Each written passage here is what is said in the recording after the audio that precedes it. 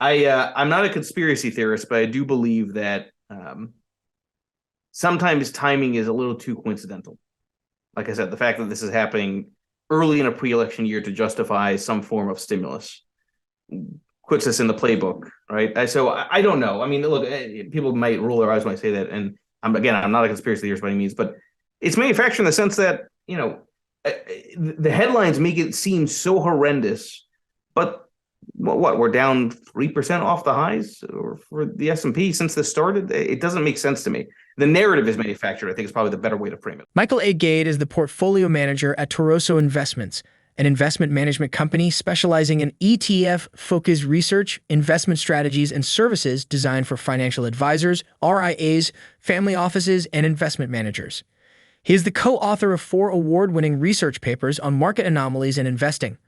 Michael is an active contributor to MarketWatch and has been interviewed on CNBC, Bloomberg, and Fox Business, as well as the Wall Street Journal Live for his unique approach to interpreting market movements. His analysis has also been featured by Mark Faber of the Gloom, Boom, and Doom Report. In a recent tweet, Gade posted a picture of a bear in April as the caption, possibly indicating that the bear market would be coming next month. One of his 740,000 followers commented, "When Mr. Gade goes bearish, you know it's a problem. Last time he went bearish, we had one of the worst Decembers in history." In another tweet on 23rd March, Gade tweeted that the correction won't be driven by banks but something else, which he did not disclose. April is at high risk for a stock market correction in the context of a melt-up. Lumber agrees. Today, it's getting crushed as gold sends a warning. If a correction happens in April, it's not driven by banks. It's something else. That's how this works, not how FinTwit thinks. In this video, Michael Gade talks about the real reason why we are having a series of the banking crisis. He also discusses the monetary policy and comments that April may well be very deciding for the markets. Let us now get into the video. Don't forget to like, subscribe, and turn on notifications. I think the problem is this is like everybody falling for availability heuristic, right? Which is that everyone's automatically thinking it's like 2008. Listen, throughout February, I was repeatedly tweeting in a very ominous way, March, March, March. Because the indicators that I follow were suggesting that you might have high volatility in March, right?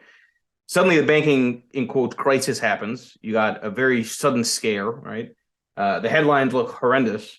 And I kept on saying repeatedly that I don't think this is the credit event, which I expect at some point this year, that this isn't just something that results in a lot of wild gyrations. Volatility works both ways, both up and down. And that point about, people that say to me, well, it sounds like being flippant about just how serious this situation is. To your point, what's happening with Deutsche Bank and this kind of rolling series of where to focus the short attention on, it is very serious, actually. This is worse than 2008 from a financial crisis perspective if you play it out to the logical conclusion, which is why you can't bet on it, because leverage is so much higher than 2008. So they had to step in to secure the depositors. They had to do it very quickly. It was very clear. FDIC, the Fed, the Treasury, they came out with that press release. Now there's a lot of back and forth as to what's going to happen next. But I have to tell you, I always go back to, it's often the thing which you don't focus on, which surprises the markets the most. It's now very, very obvious that there's serious financial strain. But the market really hasn't gone anywhere. I mean, small caps have gotten hurt. Regional banks have gotten hurt.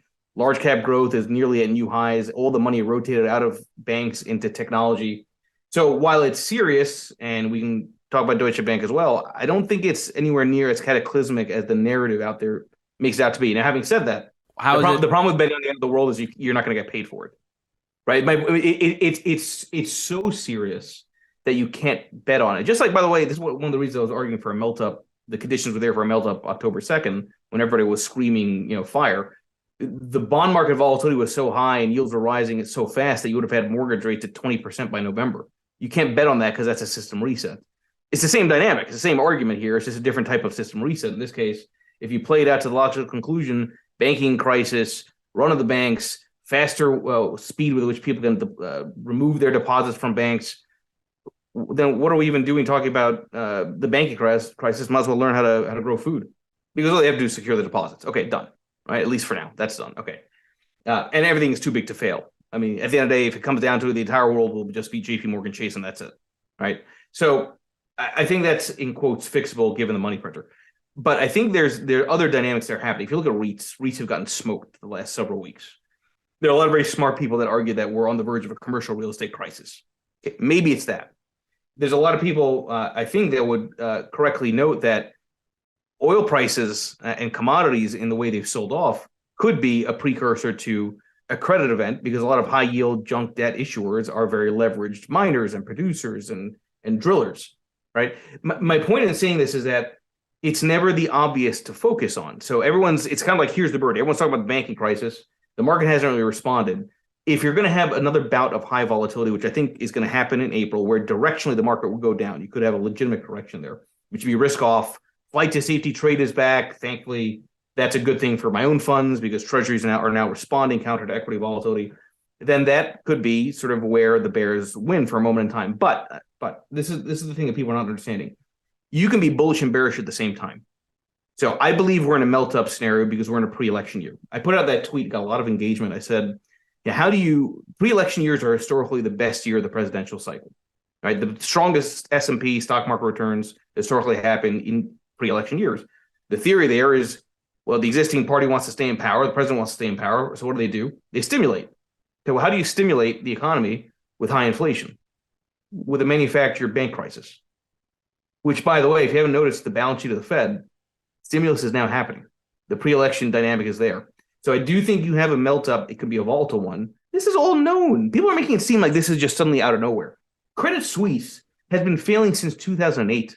You look at a chart, it's been straight down, right? I mean, even with Silicon Valley Bank, the regulators knew it was in trouble. I mean, all this is now coming out now. It's not like this is like out of the blue.